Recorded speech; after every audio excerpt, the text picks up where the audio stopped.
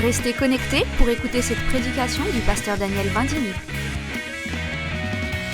Ce programme vous est proposé grâce au soutien des partenaires du ministère Salut pour le Monde et des abonnés de la chaîne YouTube du pasteur Daniel Vindigny. Je vous ai parlé des lois qui doivent particulièrement nous interpeller dans le processus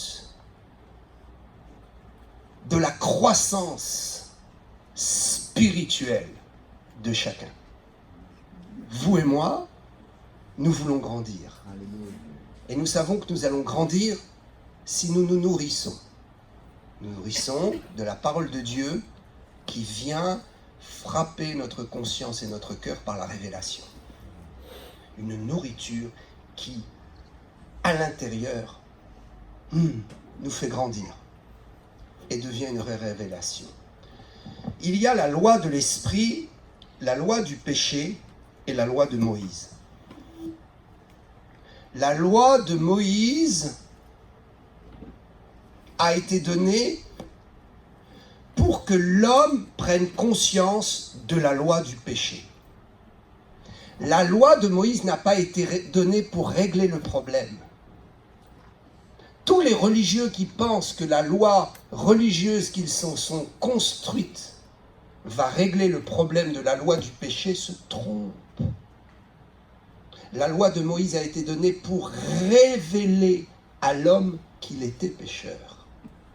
Pour révéler à l'homme son état de péché et pour lui révéler qu'une loi agit en lui, une loi agit dans tout humain. C'est ce qu'on appelle la loi du péché. Tu es poussé, contraint à faire le mal sans même vraiment vouloir le faire.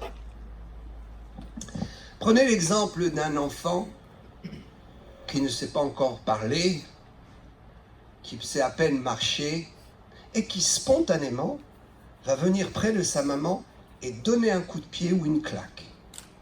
Est-ce qu'on a appris à cet enfant à le faire ? Est-ce qu'on lui a montré comment faire ? Qui lui a appris qu'il pouvait frapper sa mère ?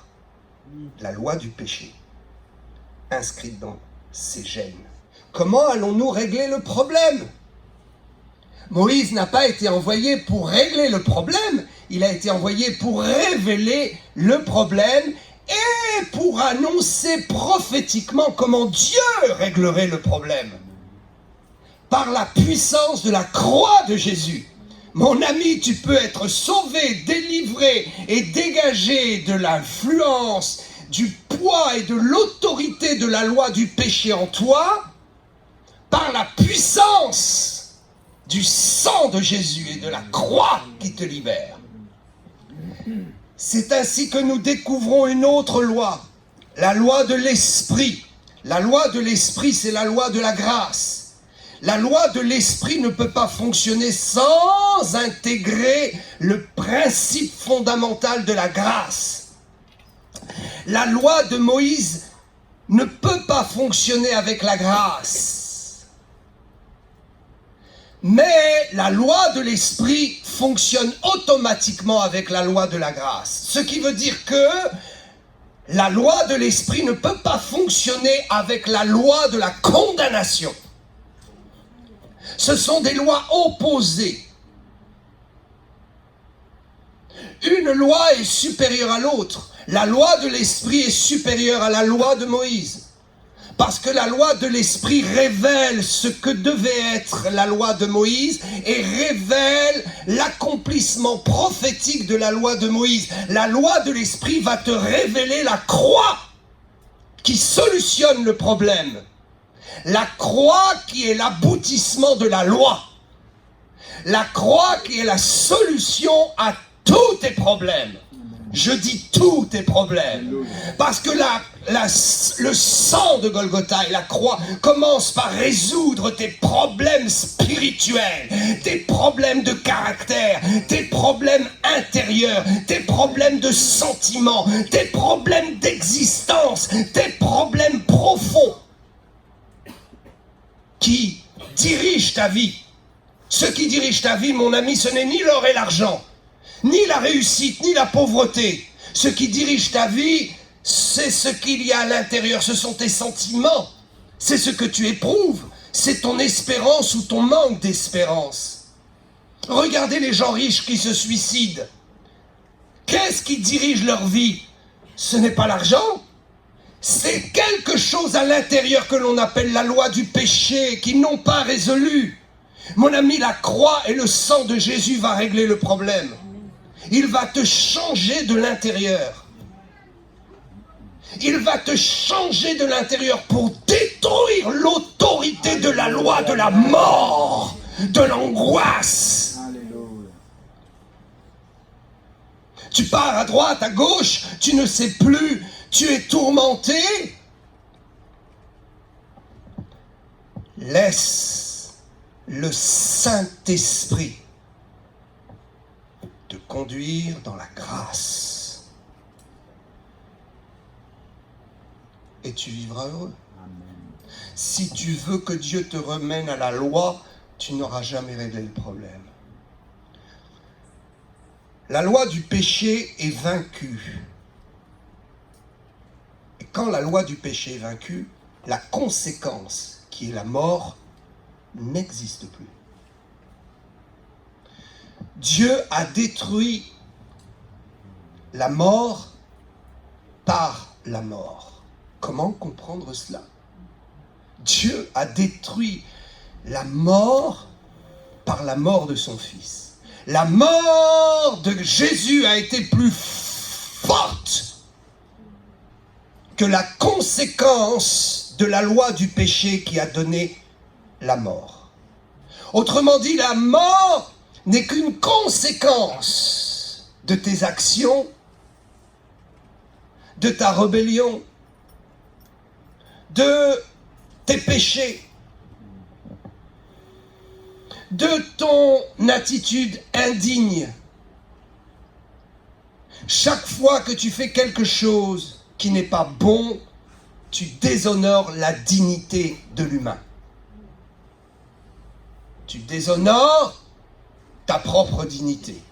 Comment régler le problème? Le sang de Jésus. Je voudrais donc en venir à deux textes. Nous allons reprendre dans Romains 8, 5 et 6. Romains 8, 5 et 6 est compliqué si tu ne raisonnes pas avec la loi de l'esprit. Si tu raisonnes en tant que pécheur, tu fais naufrage. Si tu raisonnes en tant que légaliste, si tu raisonnes sous un plan de la loi, de tes obligations, de tes devoirs, de ce que tu dois respecter, et si tu ne le fais pas, tu vas être en danger. Si tu es dans cette forme de réflexion, tu ne peux pas comprendre et tu passeras à côté de quelque chose qui est puissant. Car ce texte ne veut pas dire ce que tu lis à la première lecture. Waouh! Ceux, en effet, qui vivent selon la chair s'affectionnent aux choses de la chair, tandis que ceux qui vivent selon l'esprit s'affectionnent aux choses de l'esprit. Et l'affection de la chair, c'est la mort, tandis que l'affection de l'esprit, c'est la vie et la paix. Relisons cela tranquillement. Ceux, en effet, qui vivent selon la chair vont mourir. C'est ce que le texte dit. L'affection de la chair, c'est la mort. Ça, c'est ce que nous lisons à la première lecture, sans comprendre que l'apôtre n'est pas en train de parler des chrétiens. Parce que ici, l'apôtre ne peut pas parler des chrétiens. Parce que s'il parlait des chrétiens, cela voudrait dire que le chrétien qui affectionne la chair dans sa vie ou qui fait des actes charnels, les actes qu'un païen fait, qu'un pécheur fait, alors il va mourir. Cela voudrait dire que si tu ne vis pas avec une stricte loi, si tu ne fais pas très attention, tu vas perdre ton salut. Ce n'est pas ce que le texte dit. Le texte révèle, au contraire, que le chrétien n'est pas quelqu'un qui marche dans la chair. Et cela, il faut le comprendre en l'esprit. Il y a une différence entre marcher dans la chair et commettre des actes charnels. Le païen commet des actes charnels régulièrement parce qu'il marche dans un environnement qui est charnel. Sa conscience n'a pas été régénérée et sa conscience le fait raisonner dans un processus, une méthode de vie charnelle. C'est pourquoi l'apôtre dit en effet, ceux qui vivent selon la chair, il parle de ceux qui ne sont pas régénérés, qui sont pas nés de nouveau. Tu peux croire en Dieu et ne pas être sauvé. Mais tu ne peux pas naître de nouveau et mourir. La nouvelle naissance démontre que tu es déjà mort. Amen. Comprenez. Sachons qui nous sommes en Christ. Sachons qui nous sommes devenus par la croix. Nous sommes devenus des gens qui, par nature, ne peuvent plus marcher dans le principe de la chair. À chaque fois que tu commets un acte charnel, ta conscience te reprend. Tu es repris dans ton cœur et tu ne peux pas admettre cela. Parce que tu as été amené dans un nouveau système de fonctionnement, tu es une nouvelle créature. Prenons l'exemple d'une chenille qui est constamment au sol. Elle meurt et elle devient un papillon. Elle peut avoir gardé, ce papillon peut avoir gardé des réflexes de chenille. Mais ce n'est pas parce que ce papillon va marcher comme une chenille que ce papillon est une chenille ou est redevenu une chenille. Ce papillon n'a juste qu'à bouger ses ailes pour s'envoler, chose que la chenille ne pourra jamais faire. Mais le papillon peut ne pas se servir de ses ailes et marcher comme une chenille. Cela veut dire que Paul est en train d'expliquer que les païens ou ceux qui ne sont pas nés de nouveau vivent selon la chair et s'affectionnent aux choses de la chair parce qu'ils sont dans un système où la vie de l'esprit ne les concerne pas, où ils sont étrangers au principe de la foi. Mon ami, j'ai une bonne nouvelle. La meilleure façon de savoir si tu es né de nouveau, c'est qu'à chaque fois que tu es conduit ou que tu fais malheureusement un acte charnel ou un péché, à chaque fois, tu te sens très mal à l'aise et tu vas sentir que ce n'est pas ta nature. Tu vas sentir que c'est étranger, que tu n'es plus aussi à l'aise que quand tu étais un païen. Quand tu étais un païen, tu faisais cette chose et ça ne te causait pas de problème. Tu marchais dans l'affection de ces choses. Tu affectionnais ces choses parce que ce n'était que ta vie. Mais quand tu deviens chrétien, ta mentalité change parce que ta personne a changé. Donc à l'extérieur, tu es toujours le même, mais à l'intérieur, tu es quelqu'un d'autre. Et si l'enveloppe extérieure continue à faire les mêmes choses ou à pratiquer de temps en temps des choses qui appartiennent aux païens, cela ne fait pas de toi un païen.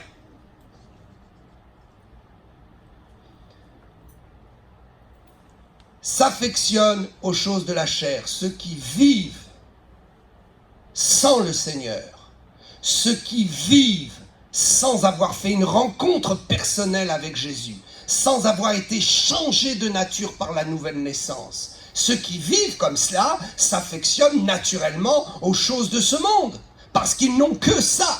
Nous n'avions que ça autrefois. Nous n'essayons pas de changer. Nous n'essayons pas d'obéir à Dieu. Nous n'essayons pas de crucifier notre chair. Nous essayons simplement peut-être de calmer un peu notre caractère orgueilleux parce que ça crée des problèmes pour notre avancement dans l'entreprise. Ou ça crée des problèmes avec nos amis. Donc on calmait, mais la nature était toujours là. Alors que Paul dira, tandis que ceux qui vivent selon l'esprit s'affectionnent aux choses de l'esprit. Nous vivons selon l'esprit, mes amis. Même si vous commettez encore des péchés, ils vous sont pardonnés et Dieu vous fait vivre selon l'esprit pour lutter contre cette mauvaise habitude, pour détruire cette mauvaise habitude et pour vous faire prendre conscience que ce que vous avez fait n'est pas en correspondance avec votre nature.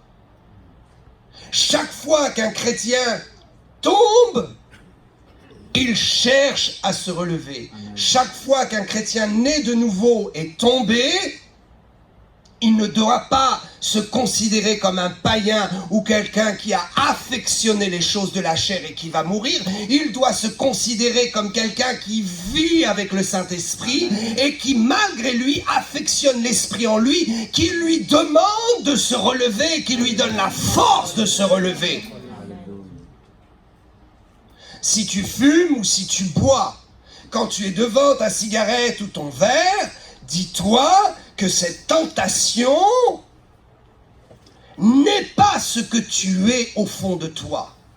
Et que si tu succombes, ce n'est pas un signe que tu affectionnes la chair, c'est un signe de faiblesse qui fait que tu commets une chose qui n'appartient pas à ton environnement. Tu te comportes encore comme ce que tu étais avant. Il faut donc changer de mentalité et arrêter de confesser que nous sommes des chrétiens qui pouvons affectionner les choses de la chair. C'est impossible. Si tu es né de nouveau, arrête de dire que tu as péché, que tu as affectionné les choses de la chair, parce que le verset 6 dit, l'affection de la chair, c'est la mort. Tandis que l'affection de l'esprit, c'est la vie et la paix. Je voudrais que nous comprenions ici. Le mot affection dans le verset 5 est très compliqué à traduire. Il faut le traduire dans la pensée de tout l'ensemble du chapitre 8. Ce mot qui dit « ceux en effet qui vivent selon la chair » s'affectionnent. Phronéo, un mot qu'il faut bien comprendre et qui a été traduit par Louis II comme il a pu le traduire, parce qu'il est difficile. Mais on pourrait le traduire par concevoir, non pas affectionner, mais concevoir. Concevoir, c'est-à-dire fabriquer, ça veut dire entretenir. C'est exactement ça. En effet, ceux qui vivent selon la chair sont forcément des païens parce qu'ils entretiennent leur vie dans la chair. Leur leitmotiv et leur façon de fonctionner, c'est d'entretenir la chair et de satisfaire à la chair. Mais un chrétien qui, une fois satisfait à la chair, n'est pas quelqu'un qui construit une vie charnelle. Donc nous devons comprendre ici que ceux qui vivent selon la chair sont des gens qui entretiennent un environnement charnel parce qu'ils n'ont rien d'autre et ils ne connaissent rien d'autre. Ils s'affectionnent aux choses de la chair, tandis que ceux qui vivent selon l'esprit s'affectionnent aux choses de l'esprit. Selon, c'est aussi un mot compliqué à traduire dans la pensée, kata, ça veut dire depuis. Tandis que ceux qui vivent depuis l'esprit, sous-entendu, s'affectionnent aux choses de l'esprit. Tandis que ceux qui vivent selon l'esprit entretiennent les choses de l'esprit. Mes amis, je vais vous dire une chose. Si vous êtes ici, c'est parce que vous entretenez la vie de l'esprit. C'est parce que vous avez le désir de l'entretenir. C'est parce que malgré vous, vous entretenez la vie de l'esprit. À chaque fois qu'un chrétien né de nouveau s'écarte de l'Église, le Saint-Esprit et la vie de l'esprit continuent à travailler en lui, malgré lui, et va le pousser à revenir à l'Église, va le tourmenter afin qu'il se comporte comme un chrétien, va le tourmenter parce qu'il se trouve comme un païen, mais il n'est plus un païen, et dans cette situation, il est très mal à l'aise.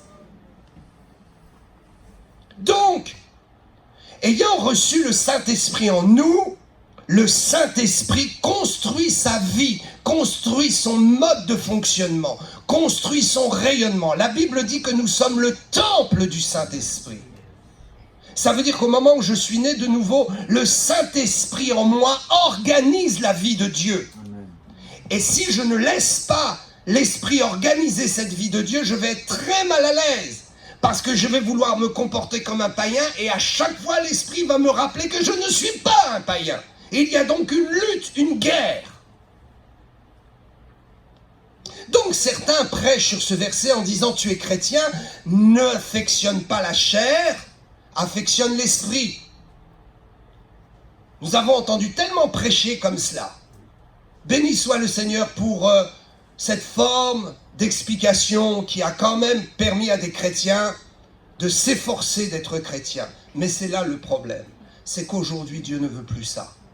Vous n'êtes plus là pour vous efforcer à être chrétien. Vous êtes là pour comprendre qu'il y a une vie en vous qui fonctionne et qui bouillonne et qui vous pousse autre part. Et qu'à chaque fois que vous faites un acte qui n'appartient pas à la vie de l'esprit, c'est une grave erreur. Mais cela ne refait pas de vous un pécheur qui va mourir. Il faut donc laisser la vie de l'esprit faire et travailler en nous. Il faut donc comprendre que Paul dira que celui qui est chrétien va obligatoirement s'affectionner aux choses de l'esprit. Nous ne vivons plus sous le principe de ce monde, nous vivons selon un principe spirituel qui est le principe de la chrétienté, le principe de la vie chrétienne, le principe du Saint-Esprit qui nous amène à être mal à l'aise dans certaines situations. Il y a différents niveaux dans l'onction, comme il y a aussi différents niveaux de la révélation du chrétien. Il y a des chrétiens qui révèlent qui ils sont et d'autres qui ne révèlent pas qui ils sont. Parce que la vie chrétienne est cachée d'abord et intérieure. Et comme je le disais, étant intérieure, elle doit s'exprimer à l'extérieur. Il y a des chrétiens qui vont manger dans leur famille et le repas est païen. Il y a des grossièretés, il y a des plaisanteries grasses, et puis on fait des excès de table, et ce chrétien va se comporter comme un païen. Et il va rentrer chez lui et le pasteur lui dira « Tu as affectionné les choses de la chair, tu vas mourir et perdre ton salut si tu continues. » Mais le problème n'est pas là. Le problème est que ce chrétien en est très très très bas dans le niveau de son engagement et de l'onction, et donc ne ressent pas ce dégoût pour ces choses et a peu de force pour lutter. Mais tôt ou tard, il y aura un malaise.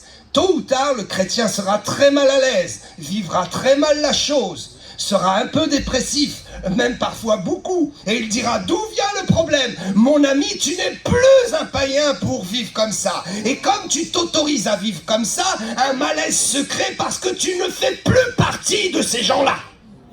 Tu ne fais plus partie de ce mode de fonctionnement. » La véritable onction se voit dans la capacité à ne plus pouvoir supporter la vie selon la chair. C'est ce que nous voulons. Vous communiquer le Saint-Esprit, vous permettre de laisser le Saint-Esprit agir, vous permettre de laisser Dieu prendre toute la place, afin que, de progrès en progrès, vous ayez un tel dégoût et un tel rejet de ce qui appartient à la chair, comprenant que vous n'êtes plus des gens charnels. Dieu ne vous voit pas comme quelqu'un de charnel. Dieu, il veut vous voir comme un enfant né de nouveau qui est désobéissant ou qui n'a pas cultivé en lui la force pour lutter. Les religieux cherchent à s'améliorer en luttant eux-mêmes et en se cachant. Mais le problème ne peut être résolu que par la vie de l'esprit. Je peux consommer un péché sans être un pécheur. Waouh! Je consomme un péché, je suis un pécheur tant que je suis lié par la loi du péché, que je ne suis pas né de nouveau et que je ne suis pas sous le Saint-Esprit et la vie de l'Esprit. Mais dès que je suis né chrétien, que je suis né de nouveau en tant que chrétien,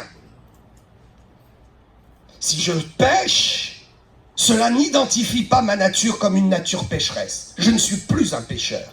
J'ai commis une erreur. Je me suis souillé. J'ai été dans un environnement qui n'est pas le mien. Mais je veux vite retourner dans mon environnement. Et plus l'onction monte dans ma vie, plus je me sanctifie par la présence de Dieu en moi, et moins je ne vais supporter un environnement charnel.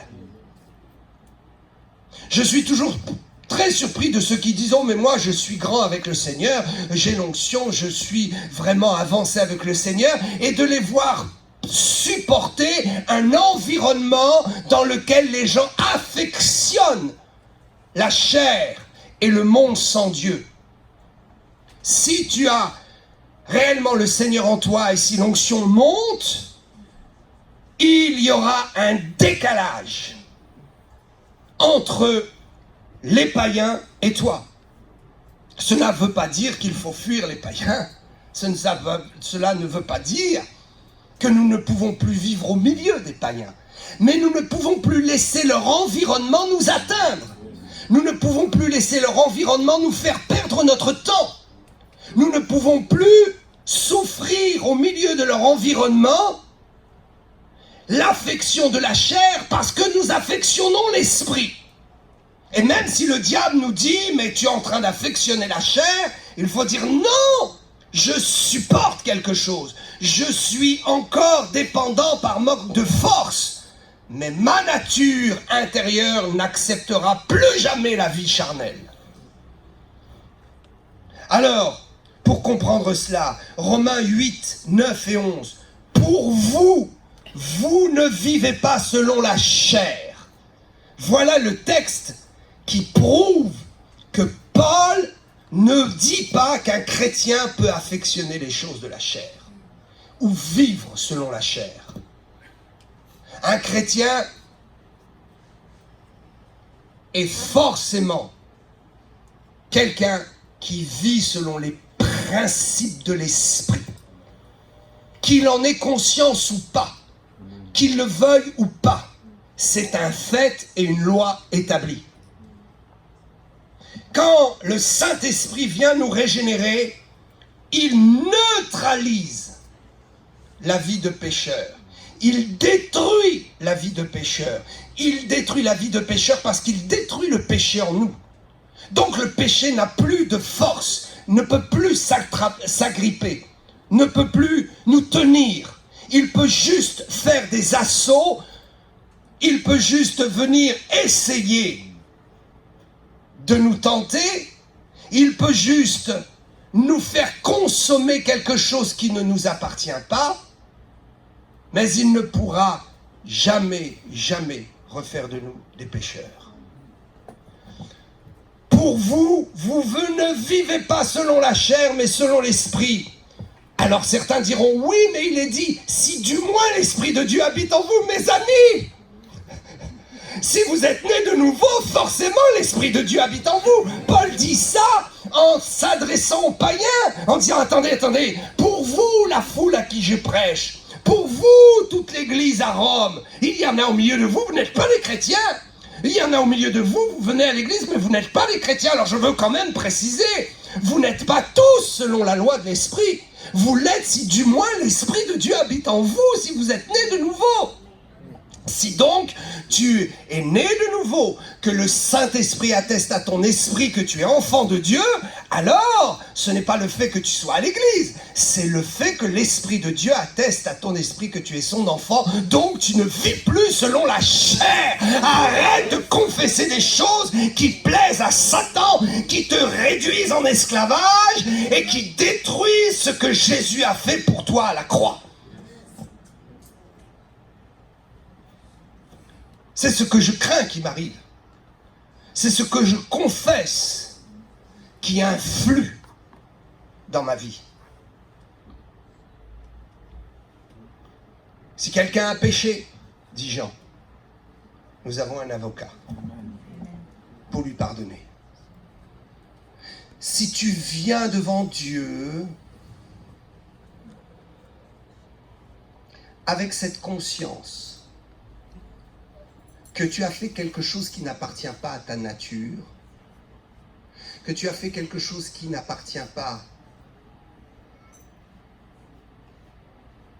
à la vie de l'esprit qui est en toi, tu demanderas pardon à Dieu d'une façon différente.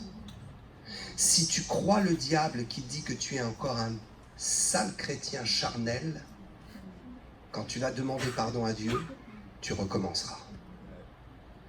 Oui.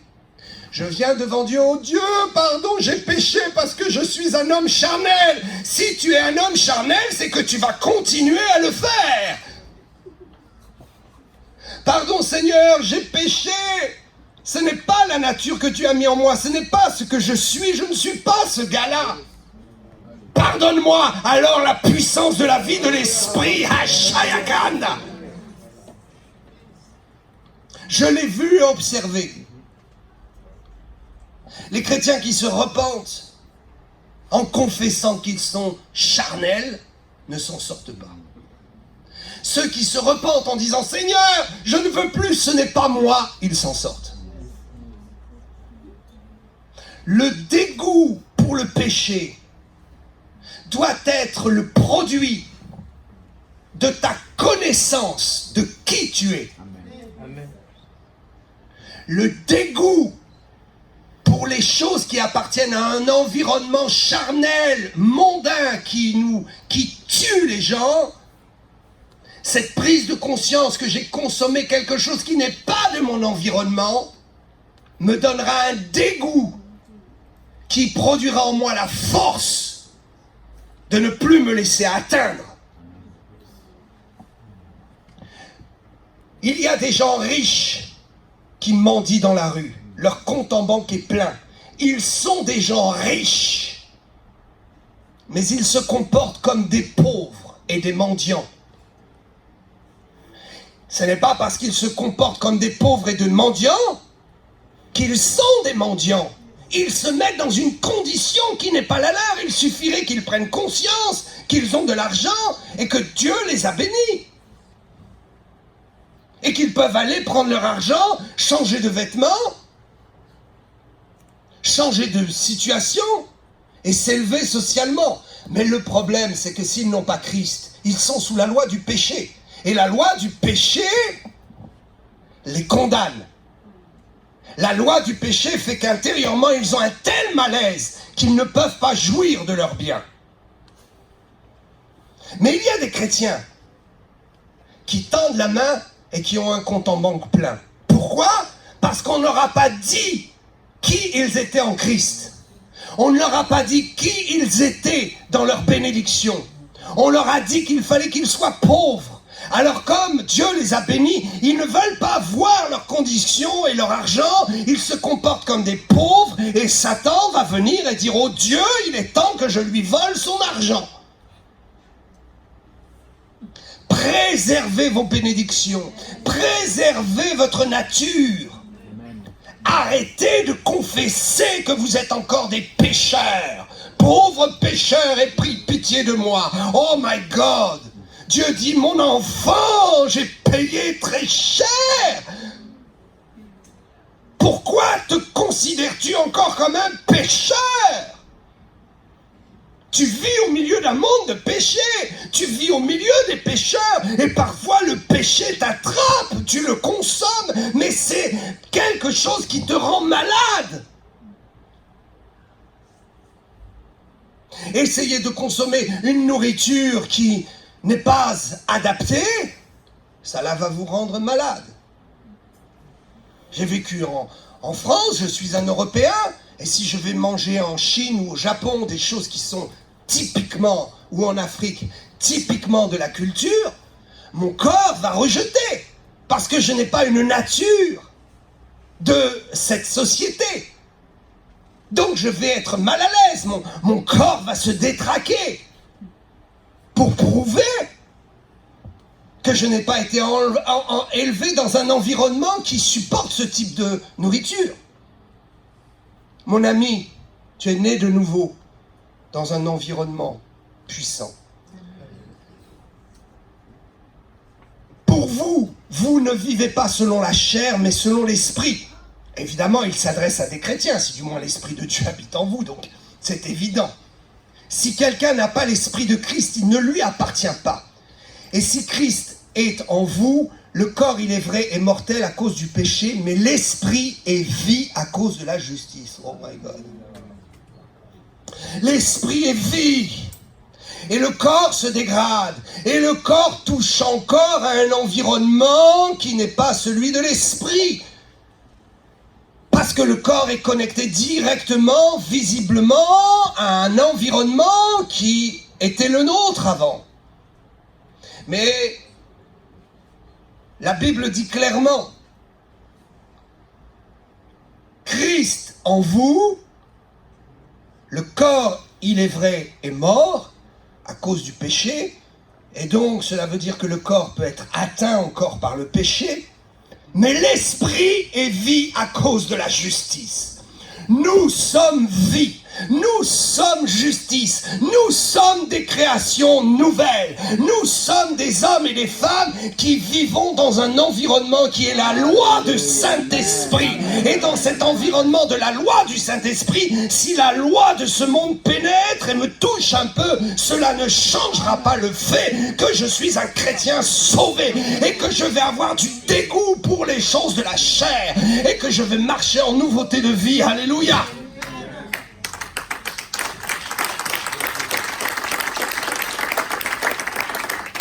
Écoutez bien, Paul essaie constamment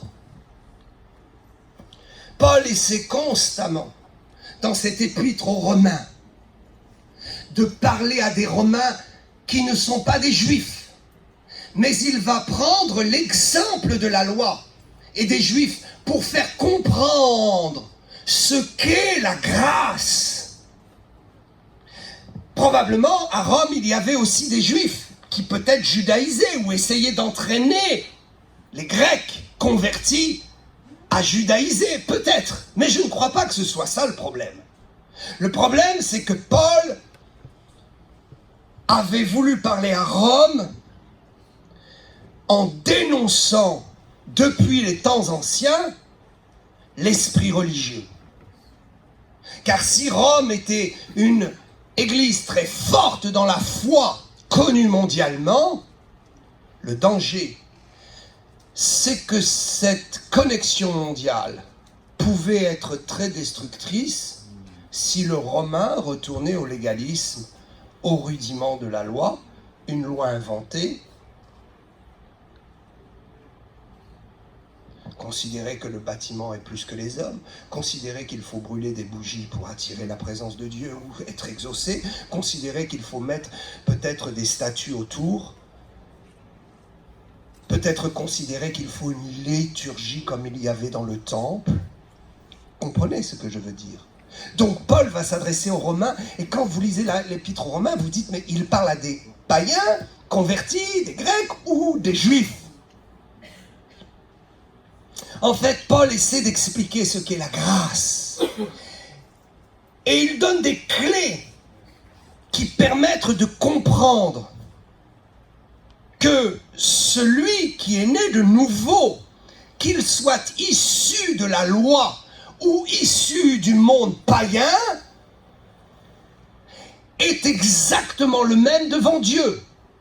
Je répète, il nous explique clairement que la grâce, c'est d'accueillir les païens et les religieux juifs.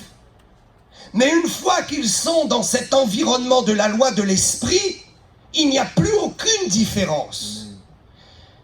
Il n'y a pas de supériorité pour celui qui est issu de la loi. Il démarre au même niveau que celui qui est issu du monde. Waouh! Les Juifs ont un privilège qui est grand, mais leur privilège n'entre pas dans la compréhension de la vie de l'esprit. Un Juif qui se convertit démarre au même niveau dans la vie de l'esprit qu'un païen sans culture religieuse qui se convertit. Quelqu'un de religieux dans notre société, qui peut-être allait à l'église par pure religion, quand il se convertit, il arrive au même niveau que le drogué ou la prostituée qui vient de se convertir. C'est ce que Paul essaie d'expliquer. Il essaie de faire comprendre qu'il y a la loi du péché, il y a la loi de Moïse et toutes les lois religieuses que nous créons pour essayer de régler le problème de la loi du péché, par nos efforts et notre volonté. Et puis il y a la loi de l'esprit qui est au-dessus de tout, dans laquelle chaque enfant de Dieu né de nouveau entre. C'est un environnement. Toutes choses sont devenues nouvelles. Cela veut dire que nous sommes entrés dans un environnement nouveau. Nous sommes considérés par Dieu et les anges comme d'autres personnes. Amen. Les anges ne peuvent pas considérer quelqu'un qui n'est pas né de nouveau et qui est un païen affectionnant la vie de la chair comme nous l'avons compris, c'est-à-dire qu'il n'a que ça, donc il entretient cela. Il essaie de faire vivre cela. Alors que nous affectionnons, nous essayons de faire vivre la vie de l'esprit, de laisser la vie de l'esprit prendre le dessus. Parce que nous appartenons à la vie de l'esprit. Paul veut bien nous faire comprendre que le seul problème à la loi de la chair, c'est la grâce.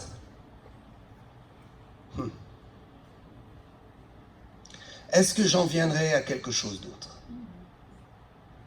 Quelque chose qui n'a jamais été prêché.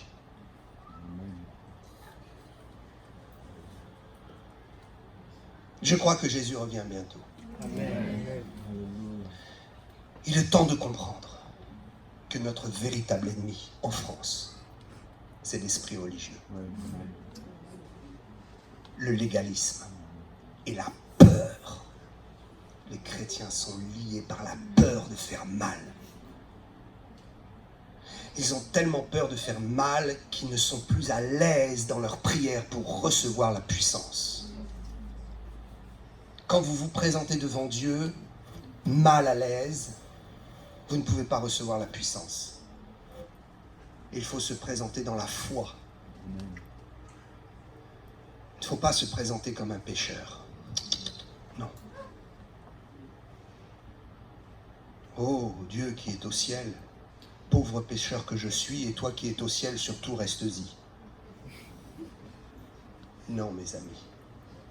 Il faut se présenter devant Dieu en identifiant qui Dieu a fait de nous. Et que même si je suis un enfant qui s'est un peu sali, qui est tombé dans la boue, j'appartiens à la maison du Père et je vais être nettoyé. Alléluia. La maison du monde ne nettoie rien. Ok.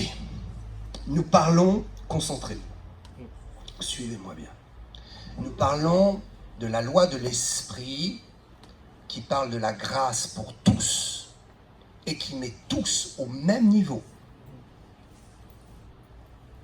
En opposition à la loi de Moïse qui ne met pas tous au même niveau et qui n'accepte pas tous. Je bénis Dieu de ce que ce n'est pas la loi de Moïse qui gère les choses dans son royaume, dans le royaume de Dieu. Sinon, il y aurait exclusion pour beaucoup. Il n'y a pas d'exclusion. Cela veut dire que certains ne comprennent pas pourquoi certains chrétiens à un moment donné font des erreurs, se comportent mal et sont bénis plus qu'eux. C'est une anomalie, n'est-ce pas, dans le concept humain. Tu vois un frère, une sœur, elle a fait quelque chose de pas bien, toi tu ne l'as pas fait, mais lui est béni ou elle est bénie et pas toi. Parce que Dieu ne regarde pas à ce que tu as fait, il regarde à ce que tu es. Et si tu confesses ce que tu es, tu en auras les bénédictions. Prenons l'exemple de la loi. La loi a été donnée par Moïse. Nous sommes d'accord. Moïse devrait donc être celui qui, par excellence, s'oppose à la grâce et ferme les principes de la grâce. Mais Dieu a forgé le cœur de son serviteur dans un contexte qui pose problème à la loi. Écoutez bien, Dieu que nous servons est un Dieu qui se sert des apparentes anomalies pour en faire sortir de grandes bénédictions. Dieu se sert et permet des situations que nous ne comprenons pas, qui parfois font souffrir, pour en faire sortir de grandes bénédictions. Cela va à l'encontre de notre raisonnement humain. Donc Dieu a dit, Moïse portera la loi. Mais pour qu'il porte la loi avec excellence, il faut qu'il connaisse ce qu'est la grâce. Parce que la loi détruit. Et il faut que j'inscrive dans la vie et dans le comportement de mon serviteur les éléments de la grâce pour montrer que la loi ne demeurera pas. Et que ce n'est pas la loi qui fait loi, mais c'est que la vie de l'esprit et la grâce fait la loi. C'est la grâce qui fait la loi dans ta vie. C'est la grâce qui fait la loi dans nos églises.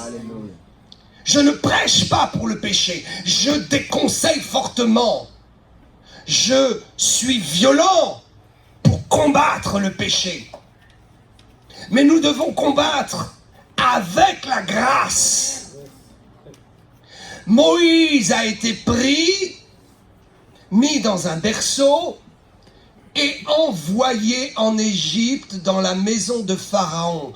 Dès son plus jeune âge, il fut nourri dans la maison de Pharaon, dans un environnement qui n'a rien à voir avec le judaïsme, la loi. Son berceau psychologique a été celui du païanisme, de la magie. Et on dirait, oh, mais pour faire un bon serviteur de Dieu, il faut que déjà tout petit, il soit dans un foyer chrétien, n'est-ce pas? Qu'il soit déjà dans cet environnement chrétien. Mais Dieu le fait vivre dans un environnement païen, opposé et ennemi à la loi. La fille de Pharaon le prendra sous son aile et s'occupera de lui dès qu'il sera sevré. Elle va lui inculquer tout le raisonnement païen, tout le raisonnement de sorcellerie, tout le raisonnement des lois de la chair et du péché. Et il grandit comme cela. Et il fut envoyé après. Il fuit dans le désert à cause du meurtre de l'Égyptien, puisqu'il prend la défense d'un de son peuple sans vraiment prendre conscience. Qui rencontre-t-il? Jéthro. Jéthro est un prince sacrificateur de Madian. Et certains disent, Jéthro était sacrificateur pour oh, alors pour Dieu. Non. Jéthro était sacrificateur pour un environnement et un peuple qui ne servait pas le Dieu d'Israël, qui ne servait pas selon la loi, qui servait selon un principe de religion païenne. Mais il fut aidé de Jéthro. Il est connecté à Jéthro pour comprendre une bonne fois pour toutes que Dieu aime les païens. que Dieu aime ceux qui ne le connaissent pas, que Dieu aime travailler au milieu de ce monde et de cet environnement charnel pour en sauver un plus grand nombre. Étrange, encore plus étrange et surprenant, une révélation surprenante, quelque chose d'obscur à propos d'une femme éthiopienne. Nombre chapitre 12 verset 1, annonçons cela. Suivez-moi bien. Dieu va pousser Moïse tellement loin dans le raisonnement de la grâce que quand il sera sous la loi, il continue de fonctionner avec la grâce et le principe d'adoption des étrangers. My God. Combien de pasteurs, de frères, de sœurs, d'anciens ont vu venir des païens dans l'église qui n'étaient pas encore convertis ou qui commençaient tout juste leur sanctification et les ont tués par des paroles légalistes. Ils les ont chassés de l'église avec un comportement méchant qui n'était pas un comportement de tolérance de la grâce. Écoutez-moi bien. Un jour, quelqu'un est venu me voir et m'a dit « Oh, pasteur, fais gaffe, le mot tolérance n'est pas dans la Bible. » Et c'est vrai. Mais il faut comprendre que si le mot tolérance n'est pas dans la Bible, parce que Dieu ne tolère pas le péché. Et nous ne devons pas tolérer certaines choses. Nous ne devons pas tolérer l'environnement de la chair qui vient dans notre environnement, puisque nous sommes dans l'environnement de l'esprit. Mais la tolérance de l'autre existe, est biblique. Paul dira, je me suis fait tout à tous, que le faible soit supporté par le fort et que celui qui est fort se mette un peu au niveau du faible. Et même s'il y a quelque injustice, que celui qui est dans ses droits accepte d'endosser l'injustice pour juste celui qui est injuste soit sauvé. Amen. Je vais trop vite. Celui qui est dans son droit doit se mettre dans une position d'anathème et d'injustice afin que celui qui est dans l'injustice et qui ne comprend pas qu'il est dans l'injustice soit sauvé. Ne pouvez-vous pas supporter quelques injustices pour que l'Église avance? Il y a des chrétiens qui viennent dire « Oh, pasteur, c'est injuste, on m'a fait ci, on m'a fait ça. » Hé, tu es chrétien, dans quel environnement tu vis? C'est plus la loi de la chair. Maintenant, tu peux bien supporter cette injustice pour la vie de l'Église, pour que l'Évangile en France progresse. Nombre 12, très obscur. Est-ce qu'on peut afficher Nombre 12, 1? Très obscur. Vous avez compris. Moïse a grandi dans un environnement qui n'est pas celui qui le préparerait à la loi. Mais quand il reçoit la loi, il comprend que la loi est faite pour révéler l'horreur de l'environnement sans Dieu. Donc, il avance dans la vie et un jour, Aaron, Myriam, Marie et Aaron parlèrent contre Moïse au sujet de la femme éthiopienne qu'il avait prise, car il avait pris une femme noire. Combien d'hommes et de femmes chrétiens anciens, très religieux et bien pensants, se sont levés en disant « Le pasteur s'est marié avec une noire. » Où est la tolérance de la grâce? Où est la compréhension que dans la vie de l'esprit, nous sommes tous au même niveau? Il n'y a pas ni noir, ni jaune, ni blanc. Il n'y a pas ni riche, ni pauvre. Nous démarrons tous avec la grâce de la loi de l'esprit qui a déclaré que nous sommes enfants de Dieu et que nous ne sommes plus une nature mortelle. Ma nature n'est plus une mortelle. Christ vit en moi. Christ vit en moi. Ma nature n'est plus une nature de mort qui respire la mort, mais ma nature est une nature de vie. Amen. Il va donc, alors, on ne sait pas, on essaie de voir l'histoire, on essaie de lire entre les lignes, mais la Bible est très secrète. On ne sait pas si, à ce moment-là, Séphora était morte et que Moïse a pris une autre femme suite à la mort de Séphora, ou si Séphora était toujours vivante et qu'il a pris une deuxième femme. Je pense que Séphora devait ne plus être là. Mais c'est juste une question d'opinion. Cela n'est pas important pour la compréhension de pourquoi Moïse a épousé une femme noire et pourquoi Marie et Aaron se lèvent en opposition contre cela. C'est ça le vrai problème du texte. Séphora, qui était fille de Jéthro, n'est-ce pas? Et l'Éthiopienne, qui sera désignée par les historiens comme Tsipora, mais la Bible ne nous donne pas son nom. C'est pourquoi je ne dirais pas Tsipora. Ketura, la nouvelle femme d'Abraham, on a son nom. Mais la nouvelle femme de Moïse, on n'a pas son nom. On sait que c'est une femme qui vient de l'Éthiopie et qui est noire, de peau. Dieu n'a rien contre la couleur noire. Dieu est contre l'obscurité et les ténèbres. Ne faites pas la différence. Faites bien la différence. Ne faites pas l'amalgame. Donc, quel est le problème? On voit dans Nombre 11 que le principe de la grâce, qui a été le berceau de la mentalité de Moïse, pour qu'il comprenne qui est Dieu et qu'il puisse discuter avec Dieu de bouche à bouche. La Bible nous dit qu'il n'y avait pas d'homme comme Moïse. Dieu ne parlait pas par énigme, il parlait directement à son serviteur. Cela veut dire qu'il était réellement de cœur à cœur avec lui. Pour être de cœur à cœur, il fallait qu'il ait introduit la notion de la grâce. Il était porteur de la loi, mais il fallait qu'il ait introduit la notion de la grâce qui est plus grande afin de vivre aussi par la grâce. Nombre 11, vous lirez au verset 4, le ramassis des gens qui se trouvaient au milieu d'Israël fut saisi de convoitise. Voilà le problème du légalisme. Myriam et Aaron viennent voir Moïse et lui disent « Moïse, ça suffit, tu vas avoir des problèmes. Tu as accepté Moïse. Comment est-ce que toi, tu as pu accepter ça? Qu'un ramassis de gens. » Ce n'est pas péjoratif. C'est la Bible qui utilise ce texte, ce mot. Quand ils étaient, souvenez-vous, ils étaient en Égypte. Et Dieu libère son peuple. Moïse sort.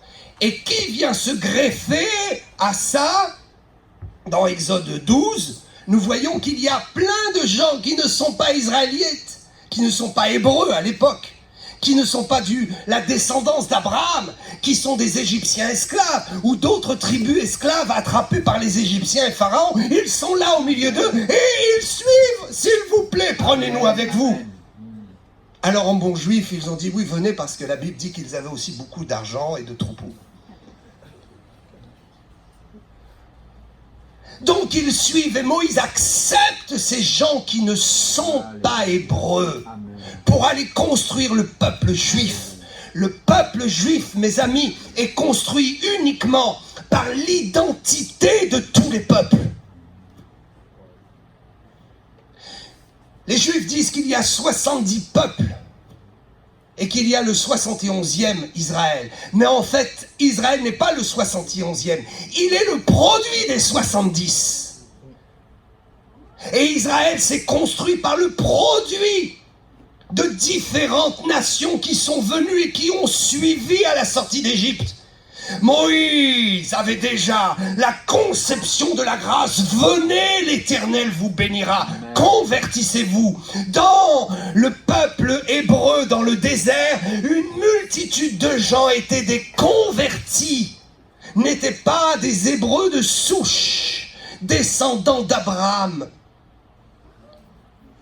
Et voilà que le problème se pose. Moïse, on t'avait prévenu, tu as laissé tous ces gens, regarde, ce sont des convertis, mais quand même, ce ne sont pas les nôtres. Faux! Le païen qui vient dans l'église et qui pleure sur ce péché est des nôtres. Tu dois l'accepter tel qu'il est. Et s'il est encore dans une rébellion, qu'il vit encore avec une mentalité qui n'est plus son environnement, accepte-le, aime-le. Et ne contredis pas ce que le pasteur fait, qui peut aller à l'encontre de ta logique religieuse.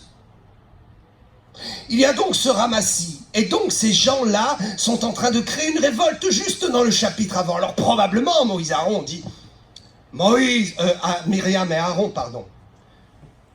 On dit, Moïse, tu cours un grave danger. Non seulement tu as laissé tous ces gens, mais maintenant tu viens de prendre une femme noire, là.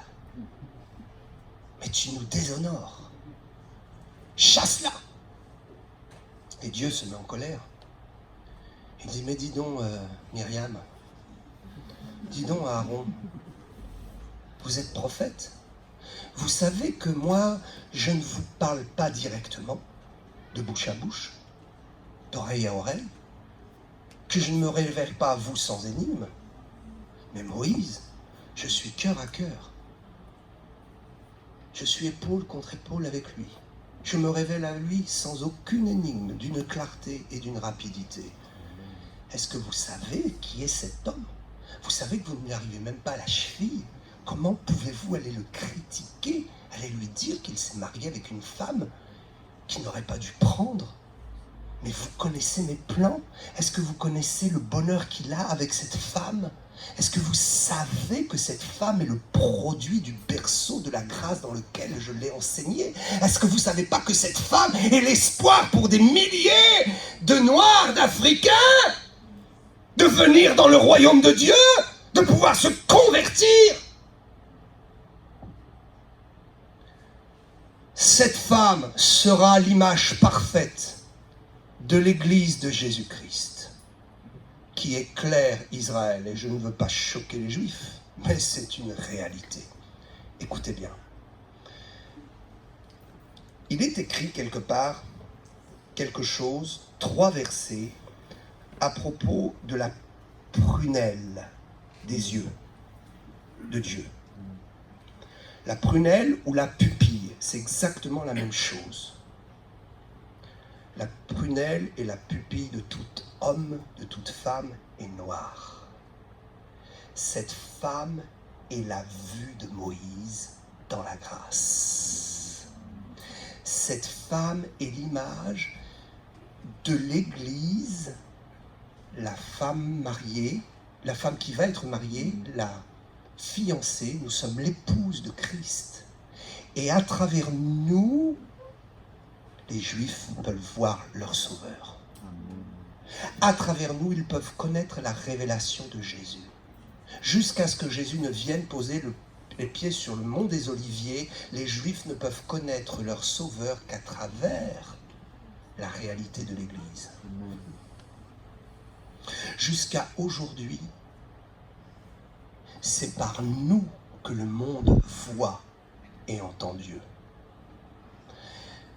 Il est dit dans Deutéronome 32:10, il l'a gardé comme la prunelle, son peuple, de son œil, il l'a gardé comme la prunelle. Suivez-moi bien. Psaume 17:8, garde-moi comme la prunelle de ton œil. Et Zacharie, qui a été un peu ambigu, 2:8, celui qui vous touche, touche la prunelle de son œil. De quel œil est-il parlé? Le sien. Celui de Dieu ou la prunelle de celui qui touche au peuple de Dieu? Je vais répondre. Il est question ici de la prunelle de Dieu. Quelqu'un est venu me voir un jour en disant, as-tu lu? Celui qui touche à mon peuple touche à la prunelle de son œil, voulant désigner l'œil de l'agresseur. Ça a un double sens. Le texte, quand nous le lisons bien, nous comprenons qu'il s'agit de l'œil de Dieu. Autrement dit, si tu touches à cette femme égyptienne, tu touches à la prunelle de Dieu, de sa volonté et de son plan parfait. Cet œil, cette prunelle de Dieu, cette prunelle qui est une image, qui est identifiée. C'est pourquoi elle fut noire. D'abord pour la raison de l'incompréhension, d'accepter des convertis noirs parmi les Juifs, mais surtout pour démontrer que l'Église est la prunelle des yeux de Dieu. Et que par l'Église, Israël peut voir. Et que par l'Église, le monde peut voir, parce parce que la noirceur de notre péché a été lavée. Et nous sommes arrivés des nations noires, complètement submergées par l'obscurité du péché. C'est une image, je l'ai expliqué. Dieu n'est pas contre la couleur noire, Dieu ne rejette pas la couleur noire, c'est une très belle couleur, et on en a besoin. Mais Dieu est contre l'obscurité et les ténèbres. Et donc, nous devons comprendre ce sens très affiné, qui va beaucoup plus loin, et qui montre que celui qui a trouvé une femme a trouvé le bonheur, pourvu que cette femme soit ses yeux. Pourvu que cette femme lui permette de voir. Il est surprenant comment après ce texte, Moïse a tellement reçu de paroles de Dieu. Il semble que le fait de prendre cette femme lui a ouvert un champ de conscience et que par cette femme, il a dû recevoir beaucoup de méditations et de révélations précises. Ce que je vous dis est un mystère. Bien sûr, c'est un mystère. Celui qui touche à la prunelle, au peuple de Dieu, celui qui vous touche l'œil de Dieu. Et il touche en même temps son propre œil. Ça veut dire que celui qui vous touche s'empêche de voir. Celui qui porte atteinte à l'Église de Jésus-Christ, et je veux le dire à tous les maires, les conseillers régionaux, les élus et la présidence, touchez à l'Église et vous allez vous aveugler. Touchez à l'Église et vous ne verrez plus Dieu. Parce que c'est par l'Église que Dieu se fait voir. C'est par la vie du chrétien que Dieu se fait voir. C'est par la vie de cette femme éthiopienne que Dieu a montré la grâce pour tous les peuples. C'est par la vie de cette femme que Dieu a montré que ce que le Seigneur déclare pur est pur. Que ce que le Seigneur fait avec ses serviteurs est saint.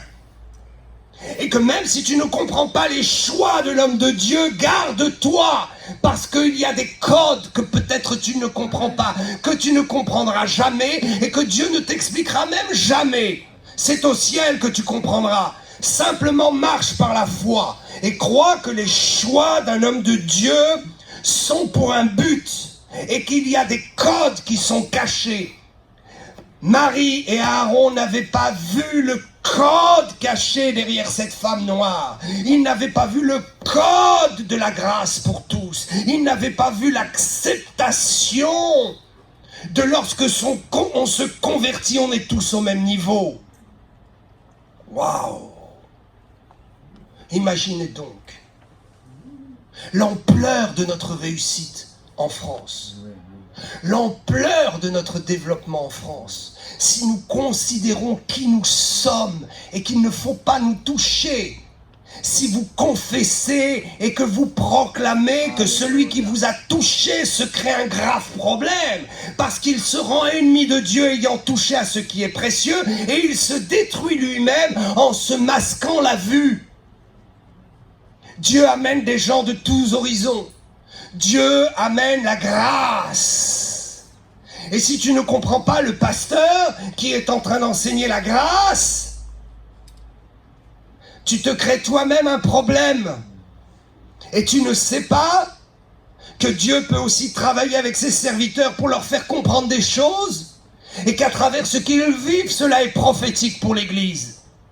Ce qu'un homme de Dieu vit est prophétique pour l'Église, est prophétique pour le monde. Dieu fait vivre intensément dans la vie du serviteur ce qui devient prophétique. Ceci est très important. Je ne dissocierai jamais ma vie chrétienne de mon appel et de mon ministère. Je suis avant tout un chrétien avant d'être un homme de Dieu. Et je vais prendre plus soin d'abord pour le fondement de ma vie, de ma vie de chrétien. Je me présente devant le peuple, je suis un serviteur, mais n'oubliez pas que je me suis d'abord présenté devant Dieu comme un chrétien comme vous. Et que la première réalité, c'est ma vie chrétienne. Ma première réussite, c'est ma vie chrétienne. Et si ma vie chrétienne réussit, alors Dieu m'utilisera pour son service. Et alors, ce que je vis personnellement deviendra un tremplin et un éclairage pour ce que je prêche et ce qui est ma vie dans le ministère. Oh, que Dieu soit loué, levons-nous. Kashibolakando, kashibayanda. There is power in the name of Jesus.